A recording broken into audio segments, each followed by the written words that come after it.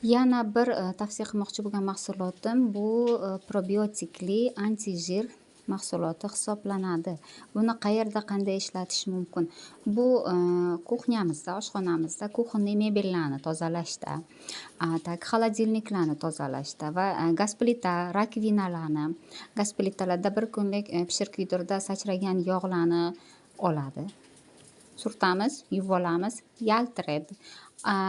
Osongina, judayam osongina tozalaydi, qiyinchiliksiz, mashaqqatsiz. Manaki yozilgan.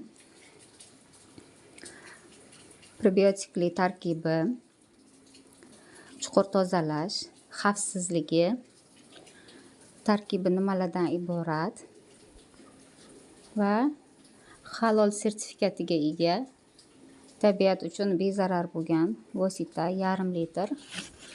Bu ancha barakali vosita, uyini toza tutuvchi, tozalikni juda yaxshi ko'ruvchi uy bekalarimizga judayam kerakli mahsulot.